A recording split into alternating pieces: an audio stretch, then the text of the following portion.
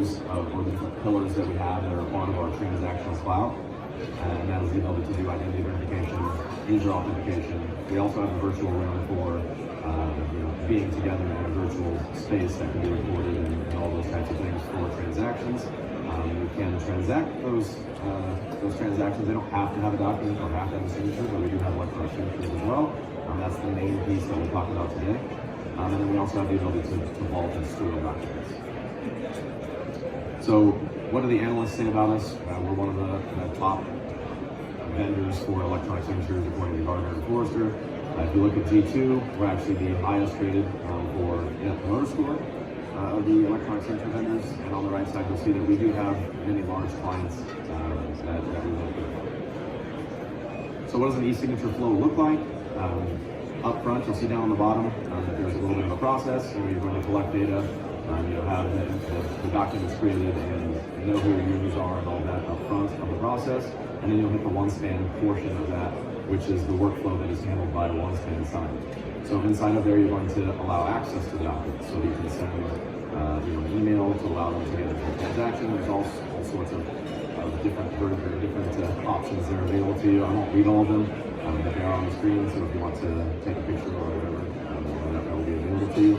Then you can do identity proofing. So making sure the right person is in the transaction. So we have different ways that we can do that, including our identity verification, which is the document validation of a government-issued ID or a passport or something along those lines.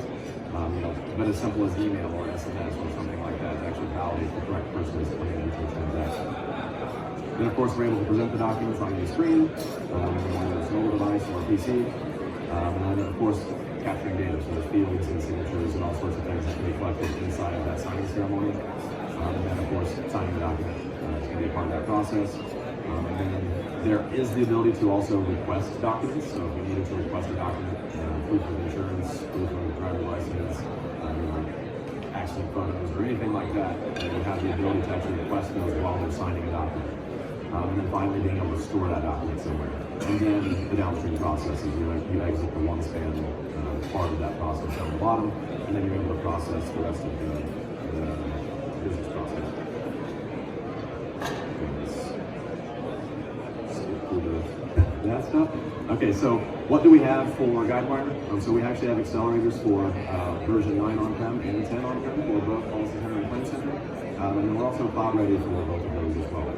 So we kind of have all the different paths of integrating with Guidewire's solutions in the insurance suite. We're ready to go. So just reach out to us and we can demo or help you out with it. So let's go to a quick demo here. All right, so you're all familiar with this, I'm sure. If you're inside of a policy, I'm able to take a look at the document screen. This is where we've actually implemented our integration into. You'll also see that there is a section for OneSpan signed packages. So if you have transactions that are related to a particular policy or a particular claim, depending on which center you're in, you'll be able to easily find those that are historical to that particular claim or policy. So from the document screen, if we quickly select a document, you can select one or more documents. You'll see that the button here is now available to you to create a transaction. So if we click on Create Transaction, this is actually creating a Guidewire object. So this has not communicated to OneSpan sign yet, but we do have now the ability to configure that OneSpan sign transaction directly inside of the Guidewire center. So you'll see that the name is of course required.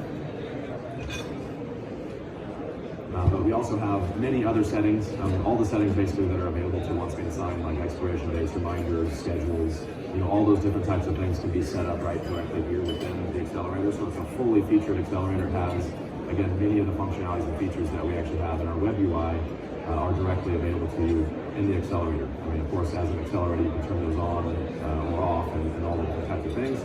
But we've tried to make as much capability into this Accelerator as we possibly can. So you'll see that there are different types of signing that can happen. So you can have remote signing, which is the standard top one. You can have an in-person type of scenario. We also get down into having our virtual room, which I talked about, which is kind of like going into a video recorded meeting. The host can record the meeting.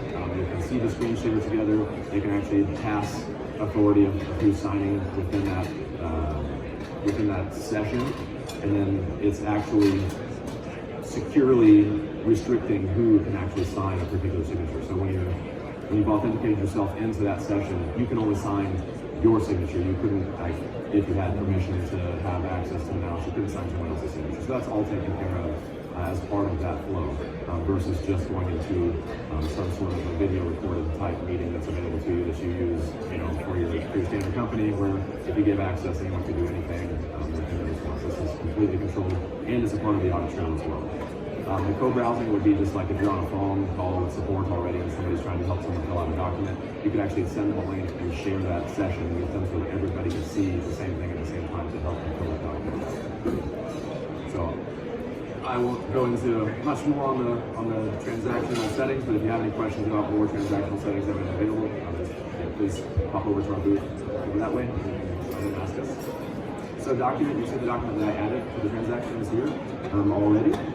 So if I needed to add more, I could add additional documents that are a part of that claim or a part of that policy. Same thing goes for recipients. It's restricted to recipients who are actually on the claim or on the policy. So you can't just randomly add anyone that you want to. It has to be associated to that particular policy or claim. So if I go ahead and add Alicia here, you'll see that I have some additional options. So if I click on her, I have the ability to define a signer ID. That can be utilized for some extraction methods we have. So if you put information into the document, whether it's a PDF form field by its name or actual text, there are certain ways to pre-format that or give us a certain naming convention that allows us to extract those field positions and sizes and things automatically and place them in the document. So you don't have to drag and drop, or you don't have to do something along those lines, which I will show that part of it as well. But you do have the ability to have extraction, and that signer ID is very important to that. There's also authentication methods here. So there's many authentication methods that you can do. The identity verification that I talked about is one of those. Obviously, a more valuable transaction, or one where you're going to some KYC potential needs for that transaction. Maybe you want to use identity verification for. Otherwise, most people use just strictly email or SMS type of authentication to get into the transaction. You'll see again down here that when I was talking about required attachments or things that you can request from your signer during the signing ceremony, that would be that required attachment. So you can actually set up requested documents from your signer, and those will then be requested from them during the signing ceremony. I'm going to go ahead and not do any of those things just so we can make this as quick as possible. I know I'm running out of time. So once we've set up the transaction in here as we want to, we click Save Draft Package. So what that's actually doing is talking out to OneSpan Sign and creating a transaction. So this is actually going against your account now on OneSpan Sign and creating a transaction that will be now synced and shared between the two environments. So Guidewire will keep track of that transaction as well.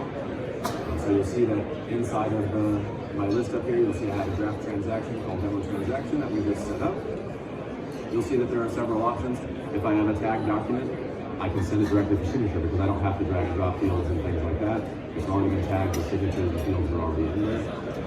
But in this case, I'm going to go ahead and click Review Package. This is going to actually pop up OneSpan Sign directly in your browser to allow you to continue to manage that transaction.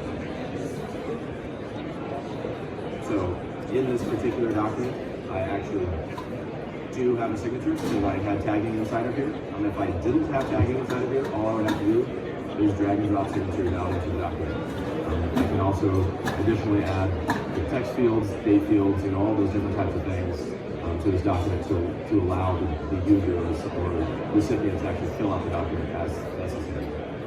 Once I'm done, I just close this, and then back to when I said once your signatures are on the document, you go ahead and click Send for signature.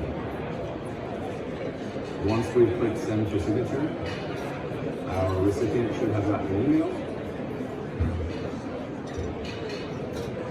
So you'll see that if I open up this email is branded with a particular branding. We don't want to be the face of the transaction that you send out. That should be your brand. So we allow for complete private labeling of the entire transaction, including the email address. There are a couple of ways to make it come from your domain and not our domain. So clicking on this link to open up the transaction, we will see an electronic consent form, but you'll also see that this is also branded. So the colors and the branding can all be done with your branding, accepting the ability to sign electronically here, and then we'll see the actual document. Had I had an authentication method like SMS or IDV, I wouldn't have been able to see any of that until I passed through that authentication.